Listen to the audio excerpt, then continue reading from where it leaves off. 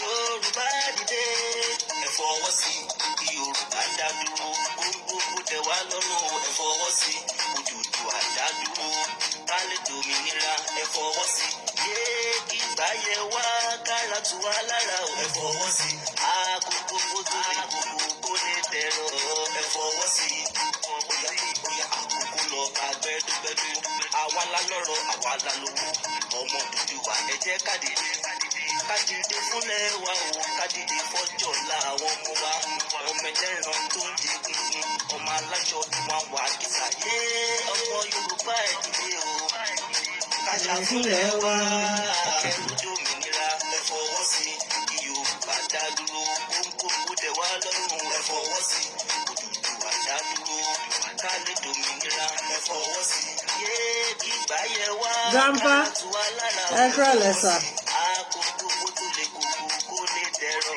ẹ̀rọ ẹ fọwọ́ sí tọmọdé bá tó lọ́kọ ó yẹ kó lọ́kọ ni tọmọdé bá tó lájà ó yẹ kó fún ni o. This is time for us to stand. Yorùbá náà lè máa sùn wá kájùmọ̀ pé ilẹ̀ wa ni kájùmọ̀ pé iṣẹ́ wa ni o. Ẹ jẹ́ ká dìde kájà fómìnira wa. Yorùbá ronú Yorùbá ronú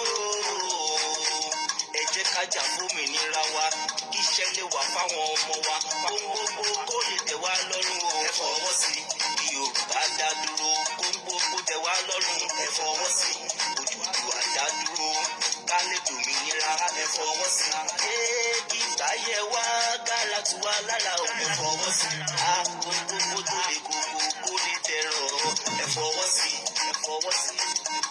mo pe ẹ̀yin ìṣà ẹ̀ǹdẹ́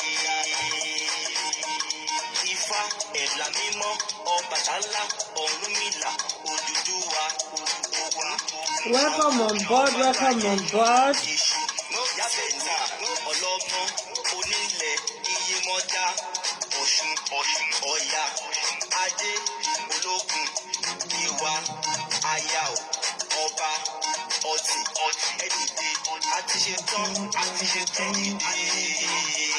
fòmìnira wa. Ẹ dìde fòmìnira wa o. Ẹ kúrọ̀lẹ́, ẹ káàbọ̀, ẹ káàsán.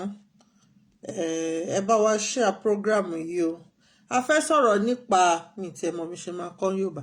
Ipa tí obìnrin tó yẹ kí obìnrin kó nínú agitation wa àbí ipa tí obìnrin kó ní inú agitation yìí. Ká tó wọnú agbami ètò lọ, ẹ jẹ́ ká kọ́kọ́ dúpẹ́ lọ́wọ́ Elédùmarè, ọba tó dá wa lénìyàn, ọba tó fún wa ní ọgbọ́n àtìmọ̀ àti òye, ọba tó jẹ́ ká sùn lánàá, tó mú wa jí sínú mọ́lẹ̀ àlàyé. Elédùmarè, adúpẹ́ agbé yín ga, ayìn lógo, afọpẹ́ fún yín. Adúpẹ́ gbogbo ìrìn àjò ayé wa tẹ́ ń bá wa rìn. Adúpẹ́ lọ́wọ́ gbogbo gbarúmọlẹ̀ adúpẹ́ lọ́wọ́ yín fún gbogbo gbarúmọlẹ̀ tẹ́ fi jogún fún wa. Adúpẹ́ ọgbọ́n ìmọ̀ ìjìnlẹ̀ àti òye tẹ́ ń fún gbogbo àwọn ọmọ káàárọ̀ àjíire jákèjádò gbogbo àgbàgbà ńlá ayé pátápátá. Elédùmarè adúpẹ́ o. Mojúbà ẹ o, ìbàrẹ̀ Elédùmarè. Mojúbà gbogbo òrìṣà tó wà nílẹ̀ káàárọ̀ àjíire, gbogbo òrìṣà tó tẹ̀lé káàárọ̀ àjíire dó ìbà o. Mojúbà ọkùnrin, mojúbà obìnrin o. Mojúbà ìwé ayé, mojúbà ìwé ọ̀run, mojúbà obìnrin tọ́lọ́run kọ́kọ́ dá, mojúbà ọkùnrin tọ́lọ́run kọ́kọ́ dá. Mo ṣèbà lẹ́ni o, kí bà mí ṣe o. Mo kí gbogbo yín lọ́kùnrin lóbìnrin. Ẹ káàbọ̀ sórí ètò. A fẹ́ sọ̀rọ̀ nípa ipa tó yẹ kí àwọn obìnrin kó nínú gbogbo nǹkan tó ń ṣẹlẹ̀ lórílẹ̀‐èdè káàárọ̀ àjíire àti ní location 419 nípa ìtúsílẹ̀ ara wa, ìdáǹdè wa. The role of a woman in our agitation. Kí ni role of a woman? Lálákọ̀ọ́kọ́, ipa wo ni obìnrin máa ń kó? Ta ni àwa obìnrin? Àwa obìnrin a jẹ́ ènìyàn tí Elédùmarè tó nífẹ̀ẹ́ sí jù, tó dá wa, tó fún wa ní agbára, tó fún wa ní ọgbọ́n, tó fún wa ní ìmọ̀, tó tún fún wa ní òye. Ǹjẹ́ báwo la ṣe ń lo agbára tí Elédùmarè fún wa sí? Ǹjẹ́ à ń lò lọ́nà tó tọ́ àti tó yẹ? kí ni àwọn ipa tí à ń kó àwọn agbára wa yìí ọ̀nà wo la fi ń lò ó gbogbo ẹ̀ la máa sọ̀rọ̀ nípa díẹ̀ lálẹ́ lálákọ̀ọ́kọ́ àwọn obìnrin a jẹ́ caretaker kí ni ìdí tá fi jẹ́ caretaker àwa là ń tọ́jú ọmọ àwa là ń tọ́jú ọkọ àwa ni Ọlọ́run fún ní agbára láti lè máa ṣe ètò inú ilé ìtọ́jú ẹbí ìtọ́jú ará Ọlọ́run fún wa ní agbára yẹn nítorí pé àwọn ọkùnrin kò ń ṣe pé Ọlọ́run ò fáwọn ọkùnrin náà ní ipa tiwọn but ipa títí Ọlọ́run fún àwọn obìnrin bóyá agbára dẹ̀ mí lè lòdì wọ́dà agbára ẹ má bínú mi ìmọ̀ Yorùbá ti máa lò ń bẹ̀ tọ́lọ́run fún wa ó pọ̀ ju tàwọn ọkùnrin lọ nítorí pé àwọn obìnrin a ní agbára láti ṣe so many things at the same time a wà capable láti undergo so many things or so many situations at the same time tí a dẹ̀ ní jẹ́ kó sú wa tí kò dẹ̀ ní rẹ̀wà obìnrin lè máa fọṣọ kó máa dáná at the same time a ní capacity yẹn and a ní strength we have this strength ẹ pé we can move so many things that people think is unmovable another thing tá tún lè ṣe gẹ́gẹ́ bí obìnrin òun ni pé a ní àwọn agbára kan tó yẹ pé a mọ value ẹ̀ number one àṣẹ ń bẹ lẹ́nu wa ọ̀nà wo la fi ń lo àṣẹ tó wà lẹ́nu wa báwo la ṣe ń lò ó sí ẹ má bínú grandpa mo rí yín ẹ káàbọ̀ sórí ètò sista Àríkẹ́ Àdè mo rí yín màámi Ebúdọ́lá ẹ káàbọ̀ sórí ètò ẹ jọ̀ọ́ ẹ bá mi share program tèmi ẹ bá wa pé gbogbo àwọn obìnrin kọ́ wọlé wá àwọn lọ̀rọ̀ yìí kàn àwọn ló bá wí ètò tèmi àwọn obìnrin la ní ẹ bá wa invite àwọn dádì káwọn náà kàn gbọ́ wọ́n lè bá wa ṣàlàyé fáwọn mọ́mì nínú ilé ó wà very important mo sọ pé lálákọ̀ọ́kọ́ obìnrin caretaker ni wá ẹlẹ́ẹ̀kejì educator ni wá àwa la máa encourage àwọn ọkùnrin táwọn ọkùnrin bá ní one problem or the other with their business àwa la máa encourage wọn ó ṣe lọ́nà báyìí má ṣe lọ́nà báyìí gbàbí má gbàbí and many of our advice ó máa ń wọ́ọ̀kì fún àwọn ọkùnrin àwa la máa encourage àwọn ọmọ wa àwa la máa ń tọ́ wọn sọ́nà educationally reason tí mo ṣe pé àwọn obìnrin ní educator nìyẹn àwọn obìnrin àwa ní entrepreneur one àwọn obìnrin la ní kí lorúkọ ẹ̀ jù zeal láti máa tajà láti máa ronú bísínẹ́sì kan àìmọye àwọn bísínẹ́sì tẹ́ pé nísìn ayé ti lu jára ẹ wo bí gbogbo àwọn obìnrin wa bí wọ́n ṣe ń move wọ́n ṣe ń move faster than expected lóní onírúurú ọ̀nà ẹ má bínú Yorùbá mi lónírúurú ọ̀nà ìdí nìyẹn tí mo ṣe pè wá ní entrepreneur obìnrin we are mothers abiyamọ ní gbogbo wa àìdá àti bímọ àti bímọ torí a máa bímọ ẹlòmíì máa adopt ọmọ we are mothers a máa tọ́ ọmọ ìdí nìyẹn tá fi jẹ́ mothers tá ṣe ń tọ́ ọmọ a máa tọ́ ọkọ náà two in one ni a máa tọ́ ẹ̀gbọ́n a máa tọ́ àbúrò a máa tọ́ ẹbí a máa tọ́ ará that is why we are mothers ìyàwó ni wá many of us many of us are married many of us are not yet married ìdí nìyẹn tá ṣe jẹ́ ìyàwó kò sí obìnrin tí ò ní adé lórí another one ni pé we are confident ọ̀nà wo la fi jẹ́ confident a jẹ́ confident sí àwọn èèyàn wa ẹlòmíì nísìn nínú ẹbí òun ó lè jọ òun lẹ̀gbọ́n òun ní gbogbo àwọn àbúrò ẹ̀ máa pè àǹtí mi lọ́tún àǹtí mi lósì àǹtí mi even àwọn ọ̀rẹ́ mi olóríṣiríṣiríṣi we are always listening to calls wọ́n máa ń pè wá ní gbogbo ọ̀nà another thing ni pé bá ṣe jẹ́ confident ni pé a máa fẹ́ ṣe ti Táyé a fẹ́ ṣe ti Kẹ́hìndé a fẹ́ ṣe ti Dòwú tá bá bí ọmọ mẹ́rin a fẹ́ ṣe tàwọn ọmọ mẹ́rẹ̀ẹ̀rin yẹn a fẹ́ gbọ́ tiwọn a dẹ̀ ní sọ pé a nífẹ̀ẹ́ kan jù ìkan lọ ìdí nìyẹn ọmọ kìíní máa gbé secret ẹ̀ wá tó yẹ pé ọmọ kejì ò gbúdọ̀ gbọ́ àìmọye nǹkan tá máa ṣe láàrin àwọn ọmọ tí àwọn yòókù wọn ò ní gbọ́ láàrin ara wọn tó yẹ pé láàrin ọmọ kan láti jọ máa ṣe ìdí nìyẹn tá fi jẹ́ confident a tún jẹ́ confident àwọn ọkọ náà another one protector ni wá we protect our children we protect our husband we protect our family ǹjẹ́ lẹ́ni à ń protect àwọn ẹbí wa ǹjẹ́ à ń protect àwọn ọmọ wa? Nítorí pé ní last week mi ò bọ́ síta rárá, mi ṣe program nítorí pé ẹni tó bá jẹ́ abiyamọ tó bá ní ọmọ tó bá gbọ́ nǹkan tó ṣẹlẹ̀ ní mútẹ̀ ti gbàgbé sọ́jọ́ta ni òjòdú àbọ̀jọ́ta bí mọ́tò ṣe pa àwọn student yẹn, abiyamọ gidi kan á ronú láròjinlẹ̀ pé ikú tó ń pojú gbẹ̀yìn àní fojú sunkún àwọn ọmọ wa láṣẹ Ìdùmarè. Àwọn abiyamọ yẹn ó dàbí ìgbà tí mò ń bá ẹ̀jẹ̀ mi sọ̀rọ̀, mo ní family 17 àbí mi gbọ́ dáadáa ní ìyá 17 tí àbúrò àtẹ̀gbọ́n bá tún wà nù wọn, báwo ni ìyá yẹn ṣe máa cope? Ìgbésẹ̀ wo la lè gbé tá fi lè protect àwọn èèyàn wa? Ọ̀nà wo la fẹ́ gbé gbà àwa gẹ́gẹ́ bí obìnrin? Báwo ni a ṣe fẹ́ dúró ní dúró protector yẹn tá máa protect ilẹ̀ káàárọ̀ àjíire? Ọ̀nà wo la fẹ́ gbé gbà gẹ́gẹ́ bí obìnrin tá fẹ́ bá àwọn ọkùnrin sọ̀rọ̀ àbí tá fẹ́ gbé wọn sẹ́gbẹ̀ẹ́ pé ẹ̀yin máa ṣe ti yín lẹ́gbẹ̀ẹ́ kan, káwa náà ká dìde gẹ́gẹ́ bí obìnrin, gẹ́gẹ́ bí abiyamọ, ká dìde lórí ọ̀rọ̀ tó wà nílẹ̀. Ilẹ̀ káàárọ̀ àjíire wọ́n ti run over ẹ̀. Ọ̀nà wo la fẹ́ gbé gbà? Ọ̀nà wo la fẹ́ fi bá àwọn bàbá wa sọ̀rọ̀? Ìgbésẹ̀ wo ló yẹ ká kọ́kọ́ gbé? Ọ̀nà wo la fẹ́ fi jáde lóko ẹrú fúnra wa? Because gbogbo nǹkan tó ń ṣẹlẹ̀ obìnrin ní ìyà ẹ̀ ń jẹ jù nítorí pé àwọn lábíamọ, àwọn náà fojú sunkún ọmọ, àwọn náà fojú sunkún ọkọ, àwọn náà fojú sunkún ẹ̀gbọ́n. Àwọn ọkùnrin wọn Ọlọ́run fún wọn ní strength àti mú nǹkan mọ́ra ju àwọn obìnrin lọ.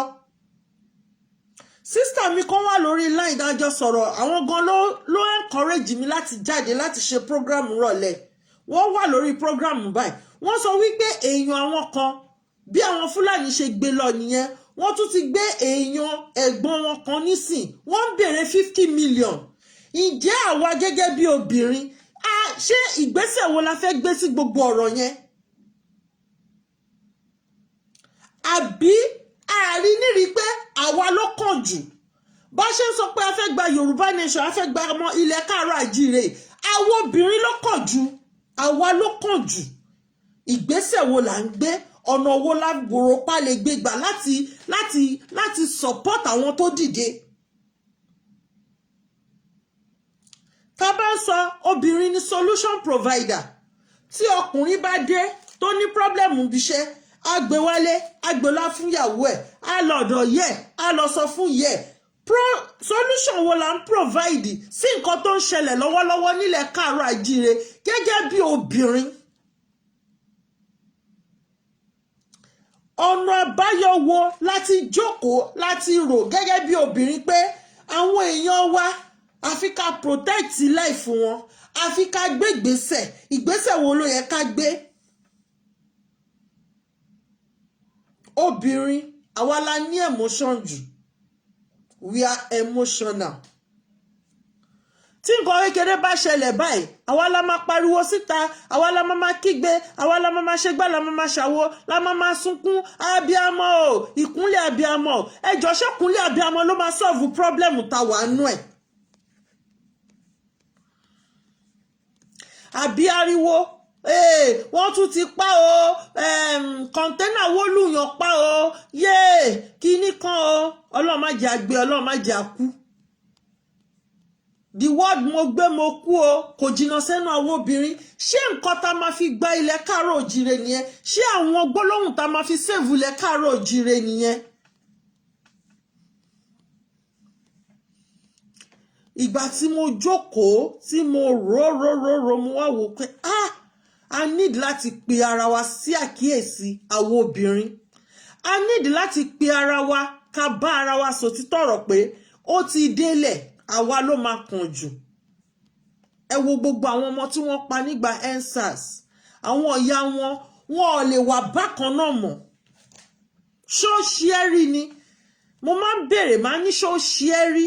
Ẹni tó bá ti sọ ọmọ nù rí kò lè wà, kò sí kéèyàn ní kó ní ọmọ 100 á sì máa rò ó lè jẹjọ́ bẹ́ẹ̀dì ọmọ yẹn ló máa rántí pé ká ní lágbájá wà láyé, ká ní kinní kan. Àbí tó bá ń rí àwọn méètì ọmọ yẹn á máa rántí pé ọmọ ìyá àtàwọn ọmọ òun náà bá dẹ̀jọ jẹ́gbẹ́ o.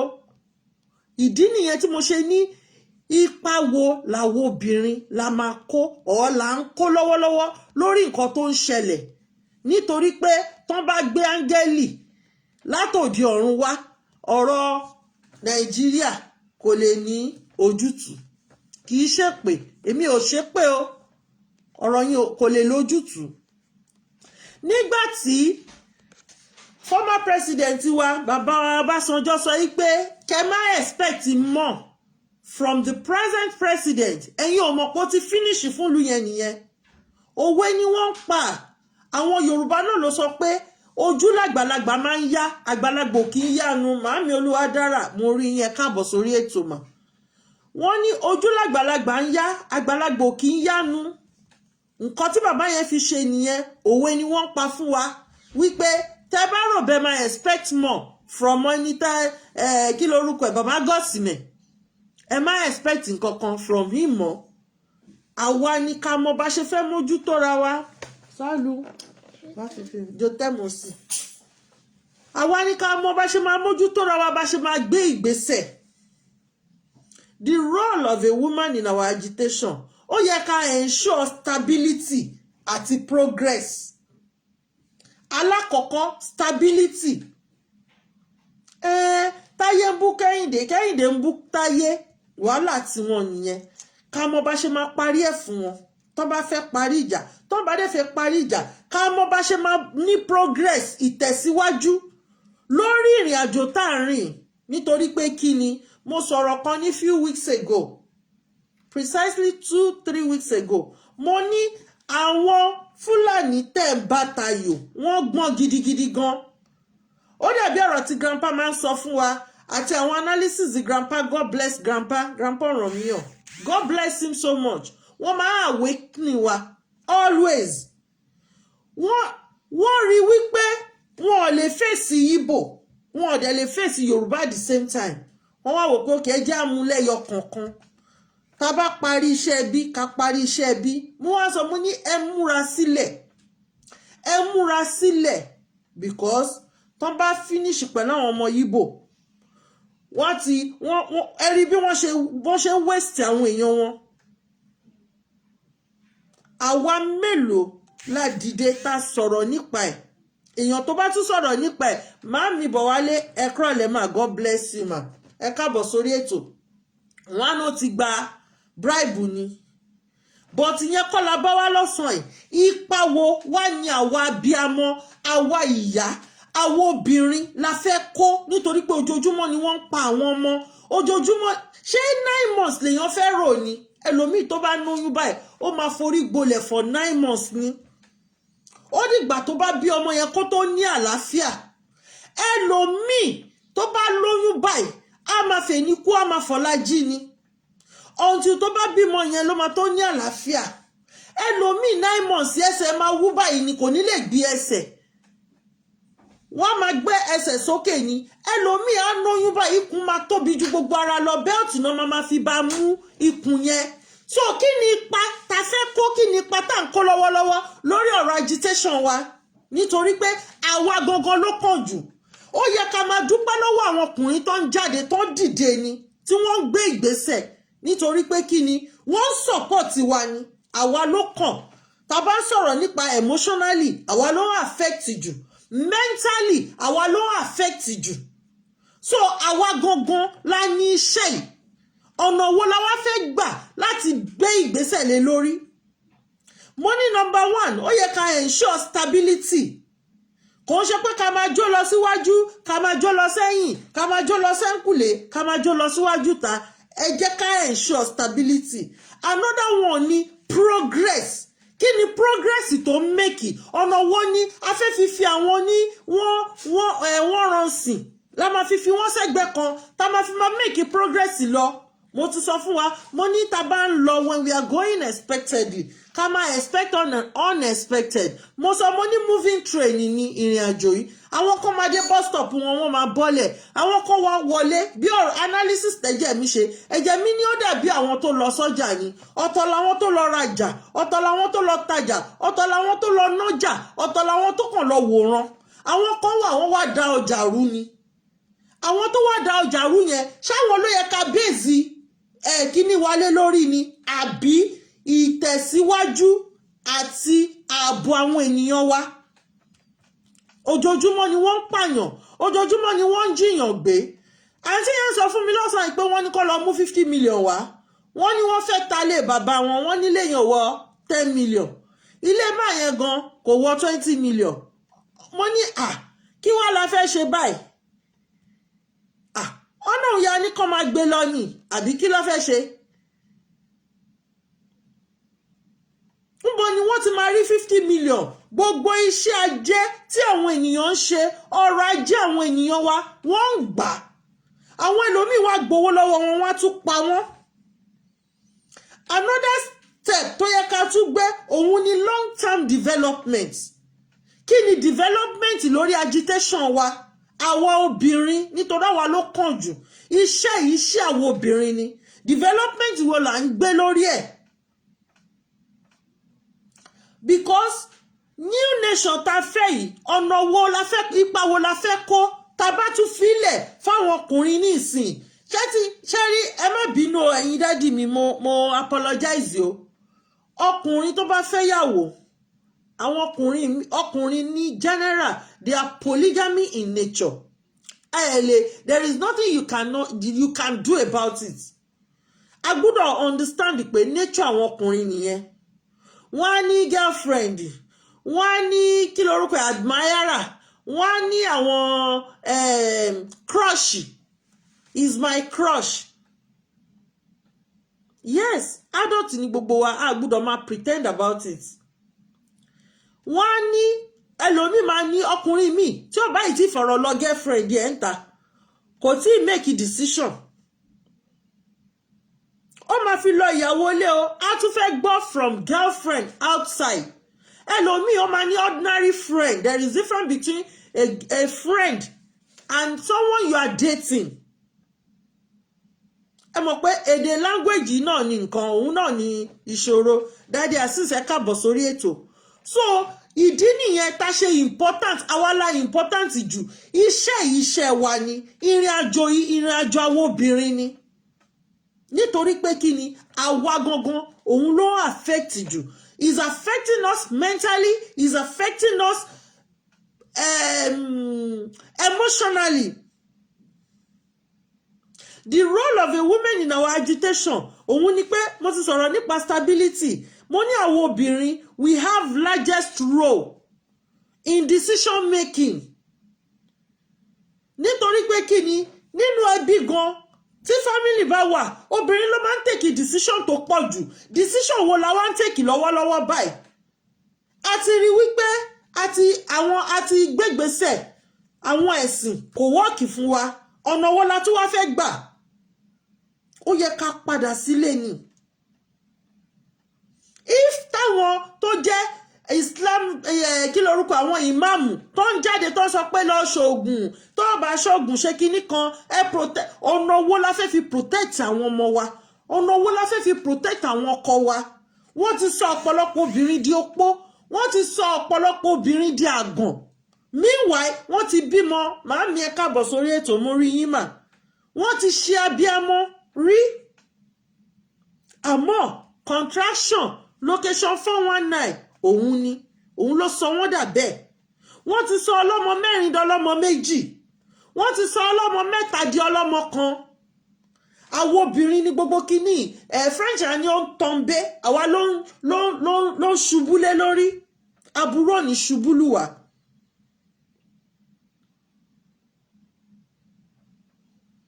Àwọn obìnrin a ní vital role tá máa play toró dàbí pé a lot of people wọ́n understand ọ̀rọ̀ Yorùbá ọ̀rọ̀ agitation tá à ń ṣe wọ́n understand ẹ̀ people are dying daily no solution to it lójúkorojú gbogbo wa ni wọ́n fi bandit jẹ controller general lójúkorojú gbogbo wa ni wọ́n kó uniform sáwọn bandit lọ́rùn lójúkorojú gbogbo wa ni wọ́n kó àwọn tó kó uniform wá sí lọ́rùn náà kó wọn wá sílẹ̀ Yorùbá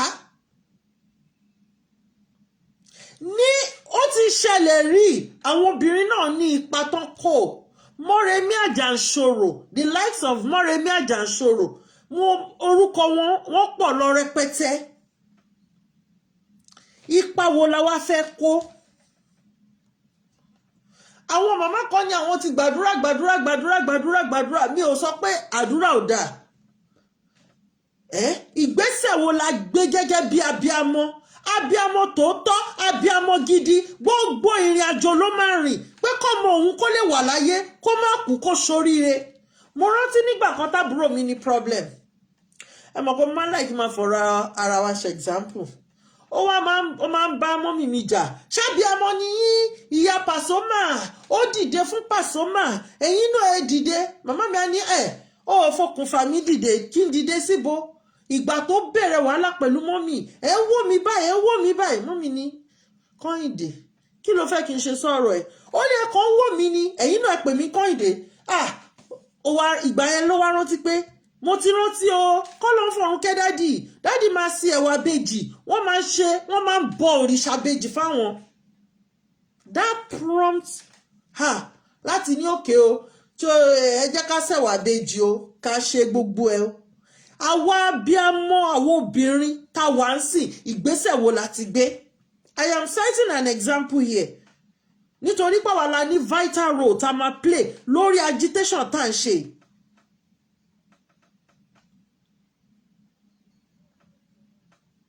Àwa la ní vital role tá ń play in human progress lórí àwọn ọmọ wa.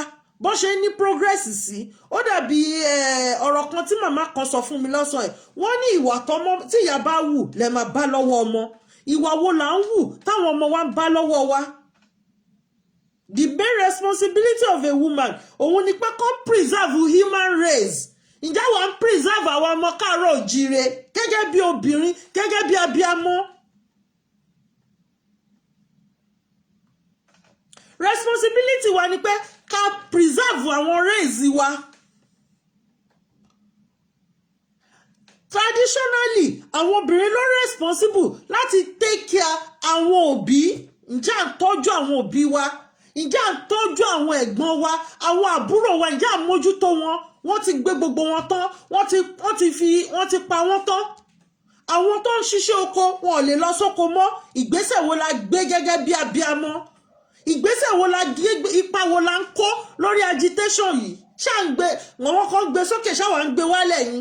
Àbí àwọn kan gbé wálẹ̀, àwa ń gbé sókè ni? Ipa wo ni àwọn obìnrin ti kó?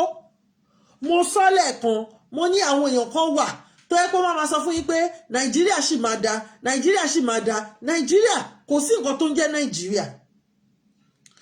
Mo máa ń post àwọn ọ̀rọ̀ kan. Tá bá ń follow àwọn ọ̀rọ̀ yẹn, we will understand. Ó dàbí business táwọn èèyàn tó bring together tó ń fún lórúkọ ni. Business name ní Nàìjíríà. And we are still living in the past. A ti sọ̀rọ̀ lórí program yìí nípa living in the past until we start living in our own present. Women are symbol of empowerment. Ǹjẹ́ a ti empower àwọn youth wa pé ẹ dìde o, ẹ dìde, ẹ̀yin gangan lè máa ṣe sójà, pólísì, custom Yorùbá nation. Ìsìn gangan ni, not even Yorùbá nation, káàárọ̀ ajíire. Have we made a research? Who are we? Ta ni wá gangan? Báwo la ṣe ṣẹ̀ wá? Àwọn wo ló tẹ̀lé wa dó? Mo ní anybody tó bá fẹ́ ṣe agitation correctly, rightly, ó máa kọ́kọ́ lọ ṣe research ilẹ̀ káàárọ̀ ajíire. Orúkọ wo gangan ni wọ́n ń jẹ́? Báwo ni wọ́n ṣe tẹ ilẹ̀ yẹn dó? Because nǹkan téèyàn mọ̀ nípa ẹ̀, èèyàn ò lè jà fún. Àwọn wo gangan la nídìí láti pè ní ìsìn bí nǹkan ṣe ń lọ lọ́wọ́lọ́wọ́ báyìí gẹ́gẹ́ bí obìnrin, gẹ́gẹ́ bí abiyamọ. Bàbá mi Idris ẹ káàbọ̀, bàbá mi Adékúnlé Adépọ̀jù ẹ káàbọ̀ sà. Awareness wo òun là ń spread lórí ọ̀rọ̀ agitation wa yìí, because àwọn abiyamọ ló ń sọmọ nù, àwọn abiyamọ àwọn obìnrin ló ń sọ ọkọ nù. Ìjà yìí ìjà wo obìnrin ni until táwọn obìnrin bá come together as one, tá ká dìde pé ó ti tó gẹ́ ẹ jẹ́ ká gba ara wa lọ́wọ́ àwọn Fúlàní mùjẹ̀mùjẹ̀, Fúlàní darandaran. Somebody called me, ó sọ̀rọ̀ nípa ilẹ̀, ó lóun lọ kí màmá òun Ayétòrò precisely, ó lóun lọ kí màmá òun láàárọ̀, ó ní títí tóun fi kú òǹbẹ̀ fáàmù onífáàmù àwọn Fúlàní dẹ̀ kó ẹran síbẹ̀, wọ́n dẹ̀ ń jẹ, wọ́n náà wú iṣu, wọ́n wú ẹ̀gẹ́ tó fi ṣe gàrí, débi pé kóńgò gàrí àbí ike ọ̀dà gàrí ti di 900. Ó ní títí di ìrọ̀lẹ́ tó ń fi kúrò lọ́dọ̀ màmá wọn, àwọn ẹran yẹn sì wà ń bẹ̀, wọ́n yìí ń jẹ oko yẹn. Ọjọ́ wo la fẹ́ ní sùúrù dà? Ọjọ́ wo la kí lorúkọ ẹ̀, igi gogoro má gún mi lójú, wọ́n náà máa ń dọ̀jì ẹ̀ ni, kò ń ṣe pé à ń wò mọ́, a máa ń dọ̀jì ẹ̀. Ìjọ́ wo la fẹ́ wò ó dà? Nítorí pé kí ni àwọn obìnrin ni kí ni máa ń kàn. Ìgbà míì mo máa ń bèrè pé níbo làwọn èèyàn yìí ti máa ń rí strength ni. People ẹ kàn máa gbọ́ pé wọ́n pa àwọn èèyàn báyìí, wọ́n ṣe kinní kan. Another man all the way from America, mo rí documentary yẹn, ó lọ sí Makoko, mo ń ké báyìí ni. I don't know, I am too emotional ẹnijọ́ mẹ́ta ẹ̀. Tẹ bá rí àwọn ọ̀dọ́ láńgbá wá, ṣe báwọn ìyá kan ló bí wọn. Good morning jàre bàbá mi láti Malaysia, mo rí yín jàre. Alẹ́ la wà ń bí ẹ̀ka lẹ́sà. Ṣé bí àwọn obìnrin ló bí wọn? Tẹ bá rí documentary tó wá gbé bọ́sta tí wọ́n ṣe ń ṣe àwọn ènìyàn. In fact, ojú gbà mí tì.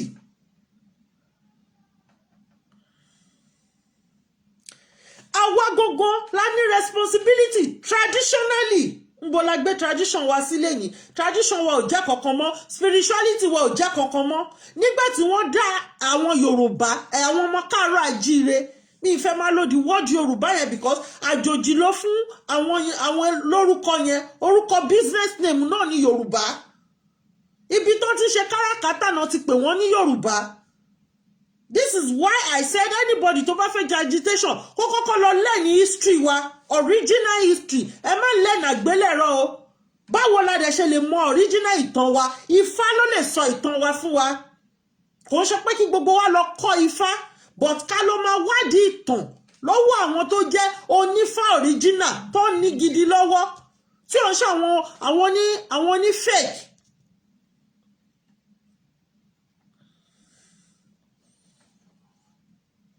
Àwọn obìnrin ní gbogbo kíní ló ṣubú lé lórí, ibi ò ní ṣubú lẹ́ni kọ̀ọ̀kan wá. Ipa wo ló yẹ ká kó, ìgbésẹ̀ wo ló yẹ ká gbé, ìsìn gangan ló yẹ ká dìde. Àwọn ọmọ lódi ọmọ gáràjì, lódi ọmọ gúnbẹ̀gúnbẹ̀, lódi ọmọ yọ̀gòyọ̀gò. We have so many graduates. Mo ti sọ rí lórí ètò pé bọ̀bọ́ kan tajọ lọ sí school. Marketing lájọ ṣe, marketing department. He was my classmate. Abẹ́ bíríìjì CMS, òun ló ti ń gbowó. All because kò rí iṣẹ́ ṣe. All because kò rí iṣẹ́ ṣe. Ìyá kan ló bí.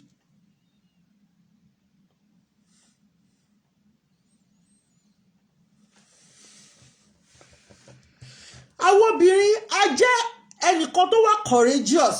Ọ̀nà wo là ń lo courage wa yẹn, ń bo là ń lò ó sí? Ǹjẹ́ à ń lò ó sínú Ijangbara yìí? Nítorí pé kí ni gbogbo àwọn èèyàn sọ pé àwọn kan dìde, wọ́n náwọn fẹ́ gbalẹ̀ káàárọ̀ òjíire. Ṣé bó ṣe ń gbà nìyẹn? Ṣé bó ṣe ń gbé nìyẹn? Kí ló dé tí àwọn ò ṣe wá dìde láàrin ara wa òwò obìnrin? Ká wá parapọ̀, ká wá gbé bó ṣe yẹ ká gbé. Ibi tó yẹ ká lọ, àwọn tó yẹ ká lọ kọjú mọ́. Anáwọn ìyá nífà, àwọn ìyá lóríṣà tó yẹ ká lọ dìde, ká bá sọ̀rọ̀, ká parapọ̀. Nítorí pé àwọn tẹ́rò bí wọ́n sọ pé ìjà ẹ̀sìn náà ń jà yẹn, ṣebí àwọn kan tó ń mú ní ilẹ̀ Yíbò, a rí fídíò wọn, wọ́n fi oògùn wọ́n fi kọ́ra. Èèyàn máa sọ pé religion kan. Èmi ò antagonize religion, kò kàn èmi. There is nothing I don't know about the two religion. But our originality ni mo ń sọ̀rọ̀ nípa èyí. Originality wa, spirituality wa. Nítorí pé ẹ̀sìn yẹn ló fi kó wa lẹ́rú. But ẹ má jẹ́ ká gọ sí abẹ́ pé wọ́n fi ẹ̀sìn kó wa lẹ́rú. Ẹ jẹ́ káwa náà dìde, ẹ jẹ́ ká decolonize ara wa. We have to decolonize ourselves. Women make awareness, and awareness here must be spread. Àwa la máa sọ̀rọ̀ nípa hygiene o, ó wà very important o, health wa o, ó wà very important o. Gbogbo àwọn nǹkan tó ń affect wa nílé.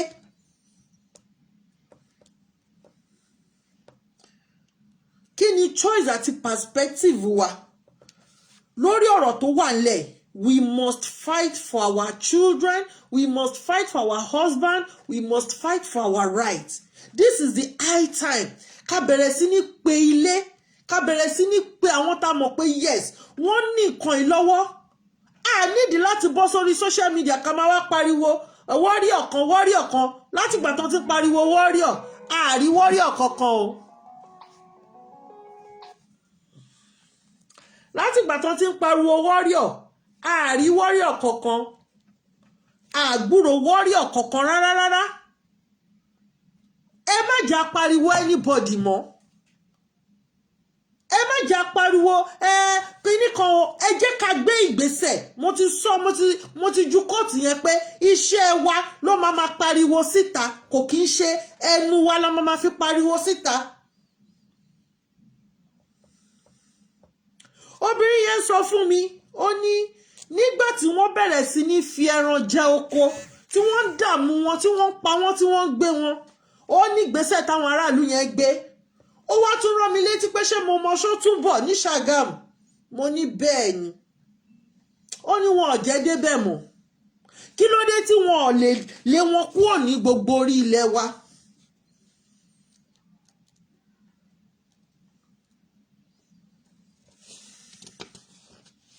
Kí ló dé tá lè gbégbésẹ̀ pé kán kúrò lórí ilẹ̀ wa? People should start believing in motherhood. This is the time ká máa believe nínú motherhood wa. Ìsìn ló yẹ káwa bí amọ ká dìde. Because Ọ̀ṣun obìnrin ni, Mọ́remí obìnrin ni. Ẹ wò kí wọ́n tó gbé ọ̀làjú ìfọ́jú dé, torí ìfọ́jú ni mo rí sí. Nísìnyí ní France, wọ́n ti wá ń ṣe gbogbo oúnjẹ wọn bio, natural food ló ń jẹ́ bio bíbáyìí.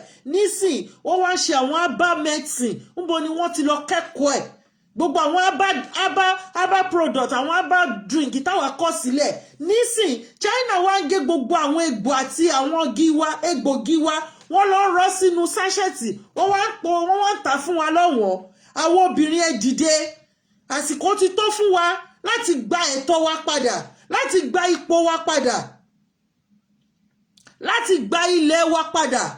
Nísìn mo rí news kan bó wọ́n sọ pé China ó máa take part of Nigeria. Which part of Nigeria no fẹ́ take? We don't even know yet. Wọ́n ti fi gbogbo ilẹ̀ káàárọ̀ àjíire, wọ́n ti fi yáwó tán.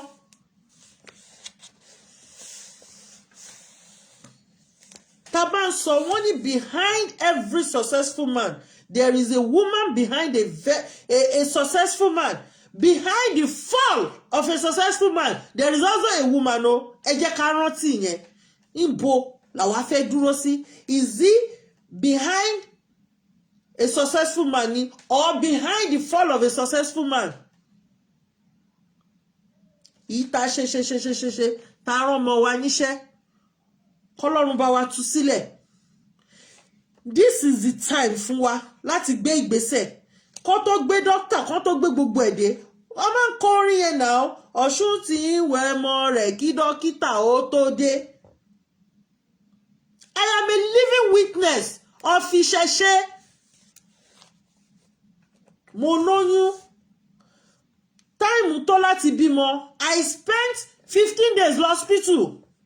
Mo ti gbàgbé orúkọ injection tó máa ń fún èèyàn láti force ọmọ jáde. Bóyá mi ìrántí citrokin nìkan ni. I'm talking about 20 years ago. Wọ́n fún mi, wọ́n ní wọn kì í fúnyàn ní bọ́tù yẹn tán. Pé ó ní bóyá 10 mil àbí kíní kan náà fúnyàn. Mo gba odindi bọ́tù yẹn tán, mi bí ọmọ yẹn.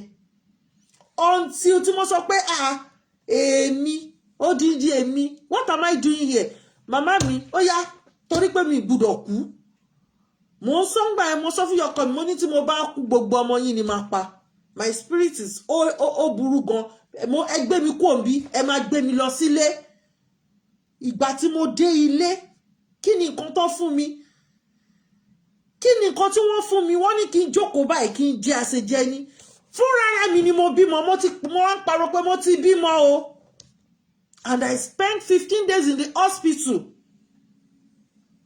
èmi ló ṣẹlẹ̀ sí they are using religion to brainwash us èmi fúnra ara mi ló ṣẹlẹ̀ sí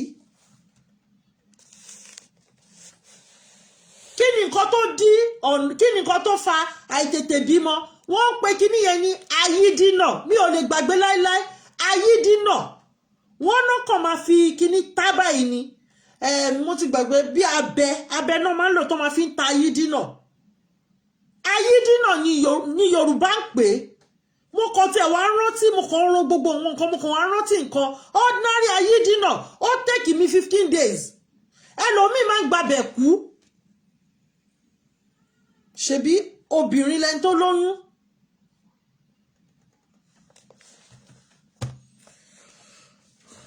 women are important because àwọn ni backbone ṣé a ṣì ń dúró ní dúró backbone yẹn àbí à ń ṣe kí lorúkọ ó lédè kan tẹ́nìkan pèlè ni oh my god àbá ṣì ń ṣe ṣọ́ṣọ́ṣọ́ṣọ́ ara wa orí kò múra orí ó múra ó gbé kò gbé ó gbé sílẹ̀ kò gbé sílẹ̀ because bàbá mi Olúṣọ̀gá mo rí yín bàbá mi Adékanyè káàbọ̀ sórí ètò mo rí yín ẹ káàbọ̀ mọ́mí Adéọ̀ṣun dádì Adéṣeun ẹ̀yin náà ẹ káàbọ̀ bàbá mi Adétúnjí Àkànní wa ẹ káàbọ̀ sórí ètò mo rí yín àbí àwọn àbí ta ti ń bára wa ta ti ń throw shade ọ̀rọ̀ ti kọjá throwing of shade ọ̀rọ̀ ti kọjá ká argue láàrin ara wa àwọn ènìyàn people are dropping dead nítorí wọn ọ̀rọ̀ oúnjẹ jẹ ìyàn ti ń mú nínú ìlú ebi ti ń pa àwọn èèyàn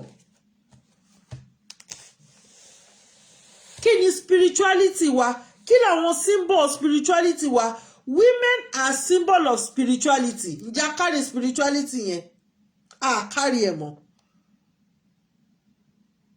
ẹlòmíì wọ́n á ní pé kó bu omi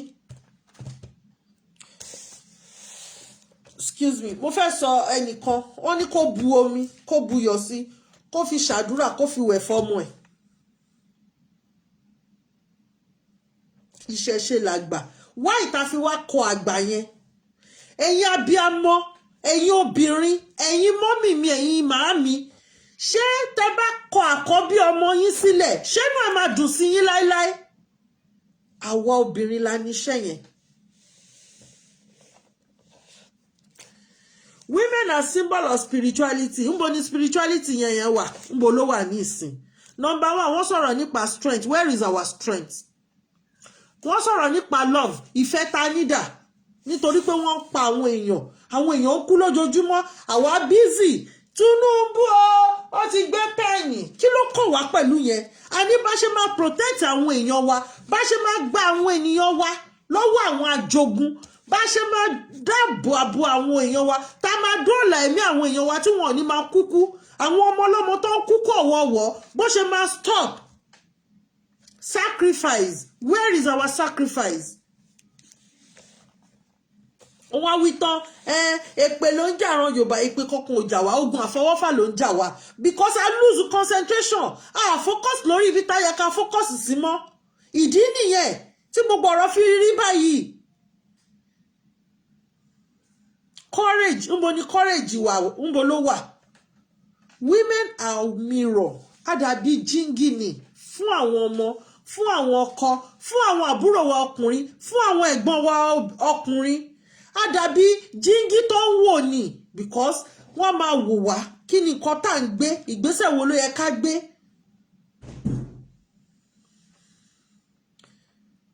The natural of us mirror which reflects strength yẹn dà gbogbo wa tabarele tó ní ẹ jẹ́ ká mú obì yo ká fi ṣe gbá ká fi ṣàwo ẹlẹ́bọ ni ìran Káàárọ̀ Oòjíire ìran ẹlẹ́bọ ni wá ẹbọ dẹ̀ ń gbé wọn ó ń gbé wá ìran ẹlẹ́bọ ni wá ẹbọ yẹn dẹ̀ ń gbé wá fídíò kan fọ́tò kan wà tí ọmọọba Ṣẹ́kẹ̀ Okùn àti Tóyìn tí wọ́n gbé sórí Facebook page wọn bí àwọn òyìnbó ṣe ń tẹ ifá tó bá ní ifá ò dá ètùtù ò dá kí ló dé tí wọ́n wá ń kó àwọn ọmọ wa kọ́ máa wá kọ́fá nílẹ̀ Káàárọ̀ Oòjíire kí ló dé tí wọ́n wá ń ṣètùtù àwọn òyìnbó ń wọ gbódù àwọn òyìnbó ń kọ́fá ìyá wa Lady B ti lọ ọ̀dọ̀ bàbá máa nǹkan òyìnbó kan tọ́nà òun ó change orúkọ ẹ̀ ó sọ orúkọ ẹ̀ di Ifáṣẹ́gun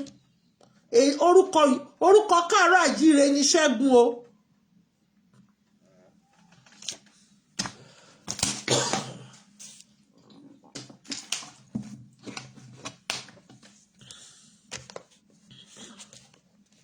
orúkọ Káàárọ̀ Oòjíire òun ni Fáṣẹ́gun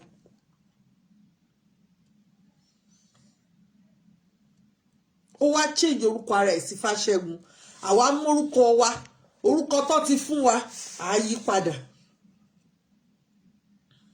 mo ti sọ̀rọ̀ ọ̀rẹ́ mi tó wà ní UK tó ń sọmọ ẹ̀ ní Ashley mo ní kí ni ìtumọ̀ Ashley mo ti sọ rí many times lórí programu eru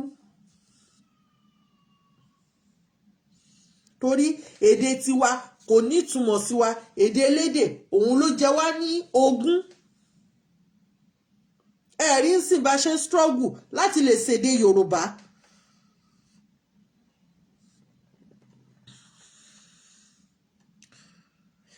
ṣé à ń reflect strength yẹn because àsìkò fáwọn obìnrin láti kóra wa jọ pọ̀ lélẹ̀ láti ṣe kíni ṣé rí mo máa ń sọ̀rọ̀ kan ìpéjọpọ̀ tí kò bá ti sí ìbúra mi ní báyìí sí ń bẹ̀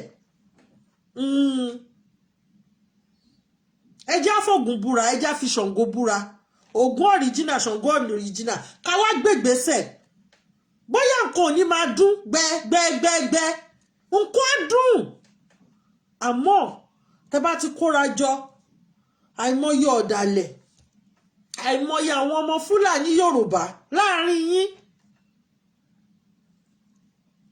àìmọye àwọn májèóbàjẹ́ láàrin yín ẹ wá máa sọdariwo lágbájá o gbé eyó dànù eyó bíi jìgá continue your road work ó ti dé bus stop ti ẹ nìyẹn moving train ni àwọn kan wà wọ́n máa bọ́lẹ̀ àwọn kan wà the same destination àwọn míì wọn ò ní wọ train yẹn o wọ́n á gbé mọ́tò wọ́n máa follow train yẹn lẹ́yìn wọ́n máa follow ẹ̀ lẹ́yìn wọ́n bá yín dé destination yín àwọn kan wà wọ́n fẹ́ kẹ́ ṣe wàhálà gbogbo bus stop tí train yẹn bá ti dúró tó ń rọmi sí tó ń repo sí wọ́n fẹ́ kẹ́ ṣe gbogbo wàhálà yẹn tán wọ́n máa claim fún yín pé ṣèbọn ọmọ Káàárọ̀ Oòjíire ni wá àwọn kan wà àwọn already mo máa ń sọ àwọn àgbàlagbà àwọn balẹ̀ ilẹ̀ Yorùbá àwọn bàbá àgbàlagbà ilẹ̀ Yorùbá àwọn politician ilẹ̀ Yorùbá a ní ẹ lọ kó wọn sí kọ́nà kan àwọn náà máa kí yín pé iṣẹ́ lẹ́yìn ọmọ yìí ṣe Barbados lẹ́ni tí wọ́n bá wu àwọn tí wọ́n fẹ́ kílù yẹn bọ́ sí ṣó máa bọ́ sí fún wọn ni wọ́n mójú táwọn tí ò fẹ́ kó bọ́ sí because àwọn kan wà wọn ò ní support yín wọ́n náwọn ti investment wọn yẹn ó important ju ẹ̀mí àwọn ọmọ ọlọ́mọ tó fi ń ṣòfò lọ ẹ̀mí bàbá oníbàbá tó fi ń ṣòfò ẹ̀mí àwọn ìyá oníyà tó fi ń ṣòfò investment wọn ó important jù lọ jẹ́ nǹkankan jámọ́ nǹkankan lójú wọn nítorí investment wọn yẹn ló important wọ́n ti gbàgbé wípé investment wọn yẹn láìsí àwọn ìyá yìí láìsí àwọn ọ̀dọ́ yìí láìsí àwọn bàbá yìí investment yẹn kò ní continue nígbà tó bá pa gbogbo èèyàn tán àwọn wo no fẹ́ take responsibility àwọn kankan wà tó wá ń fún wa ní setback gẹ́gẹ́ bí àwọn obìnrin o ẹ̀yin dádì ẹ bá mi ṣe kí ni ẹ bá mi gbọ́ kẹ́ fi bá mi bá àwọn ìyá wa sọ̀rọ̀ kẹ́ fi bá mi bá àwọn àǹtí wa sọ̀rọ̀ kẹ́ fi bá mi bá àwọn àbúrò obìnrin sọ̀rọ̀ pé kán dìde ìjà wọn lẹ̀ ń jà torí àwọn ni Yorùbá ní títa ríro là ń kọlà torí tó bá jiná tán ó máa di kíni ohun àmúyangàn. So àwa ní àwọn kankan tó fún wa ní setback máa sọ àwọn nǹkan yẹn kí tó kú òbí sìn torí táìmù mi ti ń lọ. Number 1, doing what you want without regarding yourself. Ẹlòmíì nǹkan tó bá wù ú lọ́kàn ló fẹ́ ṣe o kò kan ó pè ẹnìkan kò pè ẹnìkan o kò even ara ẹ̀ gan kò ní respect ara ẹ̀ kò ní regard ara ẹ̀ pé obìnrin ni mí abiyamọ ni mí ìgbésẹ̀ báyìí ló yẹ ká gbé nǹkan báyìí ló yẹ ká ṣe. Àwọn ẹlòmíì kárí mi ó pẹ̀lú nǹkan tó fún wa ní setback kárí mi ó pọ̀ jù. Èmi ni mo mọ̀ ṣe jù èmi ni mo perfect jù èmi ni mo ṣe kinní kan wọ́n wá sọ di ìjà olórogún. Kò tí ì kan lé olórogún ẹ jẹ́ ká dé inú nation wa. Màá wá máwọn orogún mi jáde síta màá bẹ̀rẹ̀ sí ní kọrin ebúbú wọn. But láì tí dèbí nation wa I don't see anybody o mi ì rí anybody. In as much as tí wọ́n bá ti pa èèyàn kan nílẹ̀ káàárọ̀ òjìrè ẹ̀jẹ̀ mi máa gbóná ni pé wọ́n ti pa family mi o mo lè má mọ̀ wọ́n rí. I did not come out last week nítorí pé I was tense. Almost mo kàn pariwo ẹ̀jẹ̀ mi ọmọ 17 family 17. Ìyá mi lè lọ́mọ méjì nínú ẹ̀ condition wo ló fẹ́ wà. She was calming me down pé ẹ jẹ́ calm down. Another thing tó fún wa ní setback òun ni bad association àwọn obìnrin because àwọn ẹgbẹ́ mi wà ẹgbẹ́ kamaraṣọ òun ní tó ń ṣe lọ́wọ́lọ́wọ́ nílẹ̀ káàárọ̀ òjìrè yẹn o pátì ni bí olórí burúkú pátì ni every weekend Ankara ni mo máa ń sọ until ṣọ́dìgbà tá a bá lajú wálẹ̀ tí Nàìjíríà bẹ̀rẹ̀ sí ná yín lẹ́gba mo sọ̀rọ̀ kan fẹ́ jẹ́ mọ́nẹ́jẹ̀ mi ẹ fi wọ́n lẹ́jọ́ máa ṣe bọ́ ṣe ń ṣe tí wọ́n bá na ìkànnù fámìlì wọn lẹ́gba ń sìn wọ́n máa mú lọ́kùnkúndùn but kò yẹ ká dúró dìgbà tí ó máa kàn wá ká tó dìde kò yẹ ká dúró in as much as tó bá ti kan ọmọ káàárọ̀ àjíire kan ó ti kàn wá nìyẹn ẹ jẹ́ kí ẹ̀jẹ̀ káàárọ̀ àjíire kó máa flow nínú wa.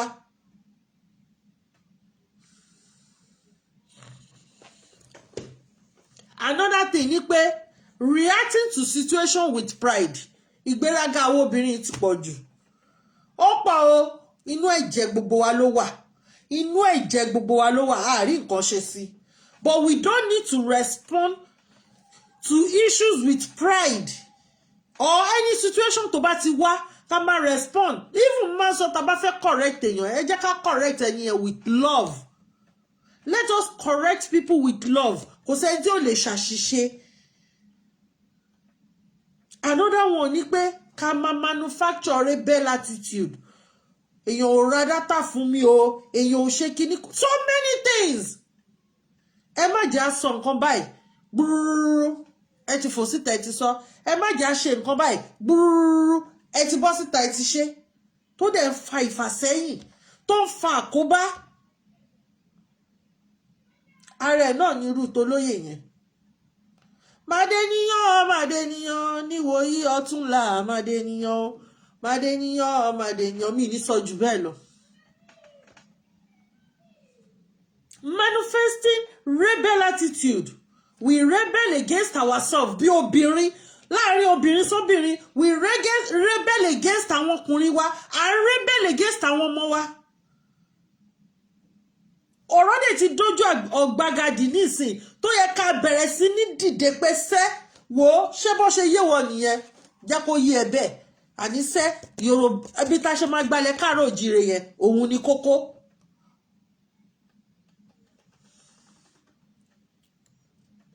Another one ni ká máa give birth ká máa bí ọmọ àbí ká máa bí emotion wa pẹ̀lú ọ̀rọ̀ àbùkù ọ̀rọ̀ bànújẹ́ ká máa fi anger not allowing a máa jẹ́ kí anger wa kó máa control wa àwọn obìnrin ẹ jẹ́ ká lọ gbé sùúrù jẹ àwọn ìgbọ́n á ní gbé sùúrù jẹ àsìkò láti gbé sùúrù jẹ lélẹ̀ láti àwa la máa ṣiṣẹ́ yẹn lọ́jọ́ tòní Barbados ti gbàlú wọn obìnrin ni president wọn àwa náà lè gbé ìgbésẹ̀ ká gbalẹ̀ káàárọ̀ òjíire ká fobìnrin jẹ pírẹsidẹ́ǹtì ká sọ fáwọn ọkùnrin yẹn pé lọ jókòó ẹ̀yin lẹ bà gbogbo ayé jẹ́ débi tẹ́ bá jẹ́ èdè.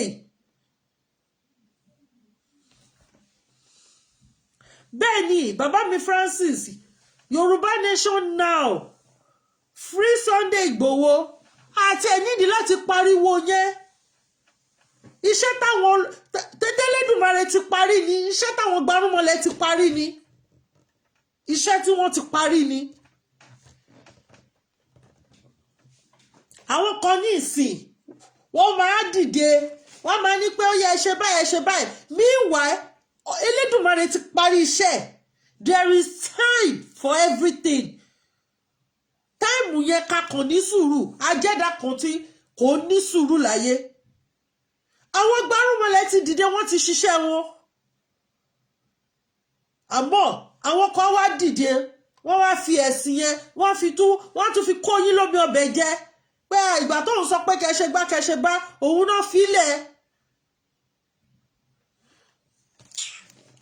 ẹ wò ó ẹ má máa jẹ́ ká máa give back to our emotion in a bad speech o ó wà very ó bá gbogbo wa wí o gbogbo wa ni o àtèmi náà máa ń bínú bẹ́ẹ̀ o gbogbo wa ló bá wí torí mi ò ní yọra mi another one ni pé ká máa make abusive speech tó lè affect ṣárí abusive speech yẹn ó dàbí infection ni tó bá ti mú a báyìí ó máa mú b ó máa mú c a máa pín káàkiri kọ́lọ̀ kó ṣàánú àwọn obìnrin ẹ jẹ́ ká gbé making use of abusive speech yẹn ẹ jẹ́ ká gbé sẹ́gbẹ̀ẹ́ kan so that infection yẹn á lè dúró kò ní lè kàn sáwọn tó ń bọ̀ lẹ́yìn wa ṣe rí gbogbo àwọn nǹkan yìí ó máa ń jẹ́ kí a lose self-esteem wa ni tá a bá wà careful àwọn nǹkan tó fún wa setback yìí ó máa ń fa pé kéèyàn lose self-esteem ẹ̀ mọ́ ni so ìdí nìyẹn tí mo ṣe wálé ní tí mo wá bá gbogbo àwọn ìyá wa sọ̀rọ̀ ẹ̀yin màámi gbogbo ẹ̀yin mọ́mì mi gbogbo ẹ̀yin àǹtí mi gbogbo ẹ̀yin ẹ̀gbọ́n mi obìnrin àbúrò mi lóbìnrin ìjà yìí ìjà wa ni o àwa obìnrin náà fi ń ṣògùn owó o obìnrin náà ń pa káàkiri hòtẹ́ẹ̀lì o ẹ jẹ́ ká dìde o ẹ̀yin lẹ ń bí àwọn ọmọ tí wọ́n ń pa yìí o abiyamọ ni wá o ó ti tó gẹ́ enough is enough we want our nation kí ló dé náà ṣé tipátipá ni márèjì ni márèjì tí ó bá ti wọ́ọ̀kì èèyàn máa ń kú òun bẹ́ẹ̀ ni ṣé dandan ni ká kú sí ni ọ̀nà owó ládẹ lè gbé gbà àwa la máa gbé gbèsè àwa gangan la máa kọ́kọ́ preach spirituality wa kí ni spirituality wa àkọ́kọ́ máa wá originality wa kí ló originality wa ọmọ káàárọ̀ àjíire àwọ̀ Kampala wa mọ́ ẹ̀tàmù company kan bíbá ẹni excuse me ó ní orúkọ gan ó ń fi Ankara ó fi ń ṣe báàgì ó fi ń ṣe bàtà o Áfíríkà ni wọ́n ti kọ́ o mo kó bàtà kan wá láti Kenya ní 2 years ago mo wá tà ń bíbá àwọn òyìnbó ló tẹ̀ wá ra bàtà yẹn jù lọ́wọ́ mi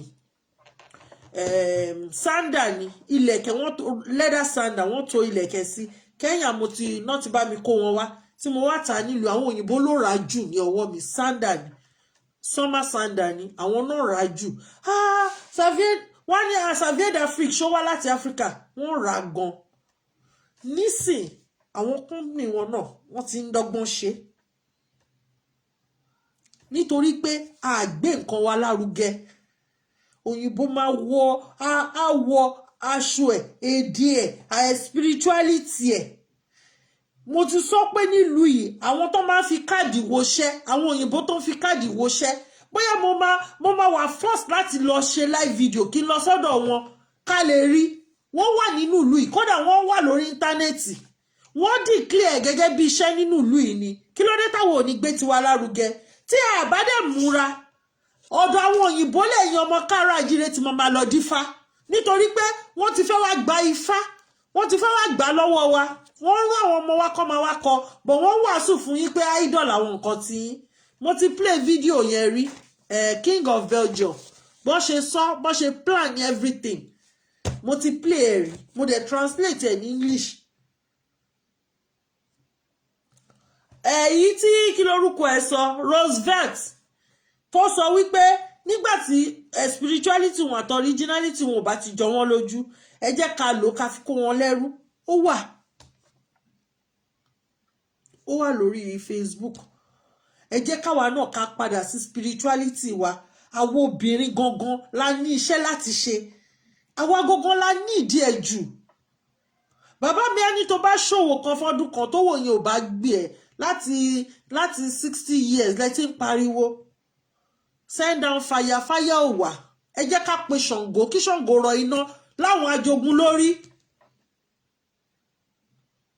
ẹyẹ jẹ́ kó tàn wá jẹ àwọn tẹ́ pé tẹ́ fíw pé muslim ni wọ́n gbogbo wọn àwọn tẹ́ fíw pé ìránṣẹ́ Ọlọ́run ni wọ́n abẹ́ ìṣẹ̀ṣe ni gbogbo wọn sá sí gbogbo wọn tẹ́ bá rí pásítọ̀ tó ń wọṣọ funfun ní gbogbo ìgbà ohun tí fàáyàn fún nìyẹn pé aṣọ funfun ni kó máa wọ̀ ó ti lọ tẹfẹ́ ó ti wọ gbódù ewu ẹ̀ ní kó wọṣọ kọ́lọ̀ but àwọn máa tẹ̀lé wọn gọ́gọ́gọ́gọ́ wọ́n ra private jet wọ́n lówó wọ́n fi àwọn ọmọ wọn síbi tó dáa but àwọn àtúmọ̀ owó tó yẹ ká fi jẹun ká fi ṣàǹfààní àtúmọ̀ lọ dá fún wọn. ó dàbí ẹnìkan ó lọ́lọ́run pè òun olórí ọ̀fẹ́ àti ṣiṣẹ́ mo ní olórí ọ̀fẹ́ àti jẹun náà ni tọ́lọ́ bá pè é tó bá lórí ọ̀fẹ́ àti ṣiṣẹ́ ńbo lọ́lọ́run ti pè é ìgbà wo ló pè é.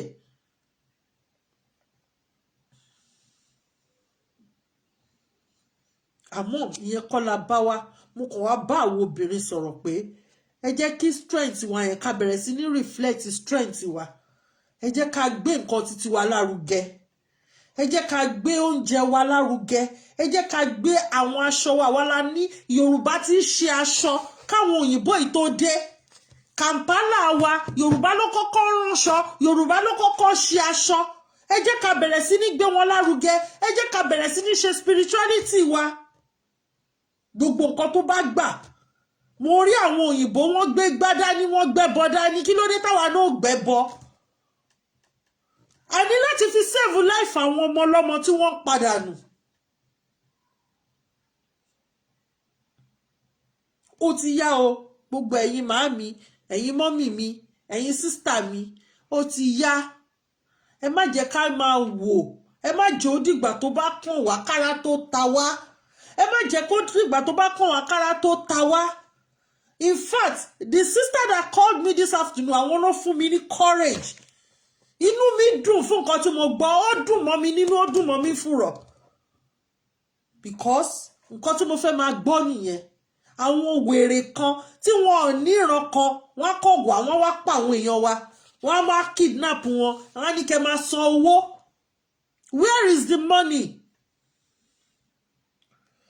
àwọn obìnrin ipa tó pọ̀ òun ni kẹ́ jẹ́ ká kó o ẹ jẹ́ ká bẹ̀rẹ̀ sí ní sacrifice we need love among ourselves and they need the strength wa let's reflect our strength gẹ́gẹ́ bí obìnrin nǹkan wa kò ń jọ wá lójú bẹ́ẹ̀ ni bàbá mi Odùfá kan ti sọ bẹ́ẹ̀ ó ní wọn lóhun ló máa wù wọ́n nǹkan wọn ò ní jọ wá lójú wọ́n wá nà wá tó bá ti wá nà wá láti tà á wá padà sílé yéé wọ́n ti nà wọ́n Ọlọ́run á ṣàánú wa kò ní kọ́ aburú nìkan wà gbogbo àwọn tó kàn Ọlọ́run á bá wa rọ̀ wọ́n lọ́kàn gbogbo ẹ̀yin màámi ẹ jẹ́ ká bẹ̀rẹ̀ sí ní pe àwọn ènìyàn ṣẹ́ni máa sọ máa ní tí mi ò bá jáde fọ́sẹ̀ méjì iṣẹ́ tá à ń ṣe ó ju kí n máa jáde lójoojúmọ́ lọ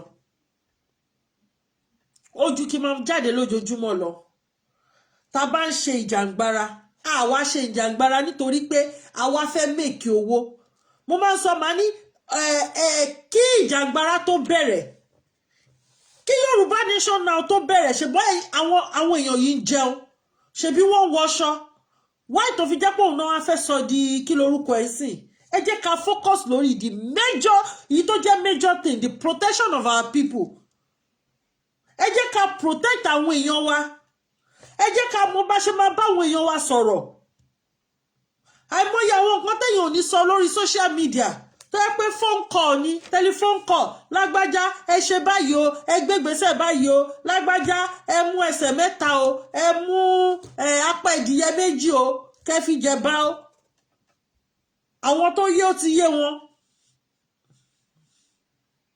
because àwọn tí à ń sọ yìí àwọn ajogun yìí wọ́n wá ń wọ̀n nǹkan sílẹ̀ pẹ̀lú helicopter bàbá kan pè mí ní ìjẹta lọ̀rọ̀ yẹn pé kí lorúkọ àdúgbò wọn yẹn náà tá a máa ń lọ sọ́nà Abẹ́òkúta yẹn mi mọ orúkọ mi máa ń gbàgbé orúkọ àdúgbò wọn yẹn